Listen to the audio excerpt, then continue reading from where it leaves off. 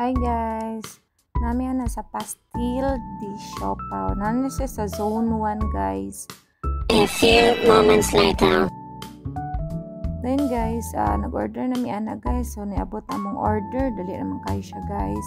Kaya mo naman ang gi-reserve daan. Then sa dihan na ay nahitabo ana guys. Kanang sauce bitaw nila guys. Kaya pa mi nakarealize mag-pray pa din sa mukha. So Wanan to guys, ako nang gikuan gid.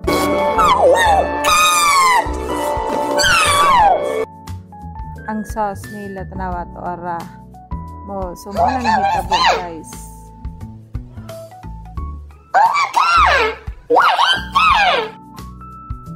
Kana bitong wala ka nag-expect bitong inadto ang kuan gahi magugay siya ang ang kato bitong marag ilang sauce pa pero lami in fairness ang ilang sauce guys. Uy kanang na-appreciate ka naman ni piyang ba. Actually guys, tig isa-isa ra mi kapiyang ni piyang na chicken pastel di siopaw ra gid among gid kuan kay amo lang gitryan manggod kay kana lang itong curiosity bitaw gyud kay kanang curious kay kasay lahang kuan ba kay anong ingon nila lami gid siya pero in fairness lami gid siya nga kanang busok nga daghan kay unod kana bitong ma-compare bitaw nimo siya sa kuan bitaw kanang lain siopaw bitaw nga nara sa tunga bitaw ang kuan ang unod pero ang kuan kay daghan ang katong merg white bitaw niya. And then kana di ba nahurot na mo kay lami gid siya guys, lami pud ilang sauce lahi wala gid joke.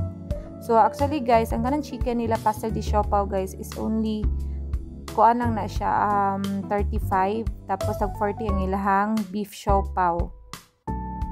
Beef pastel di siopaw, di ba sweet kami ni piyang danha.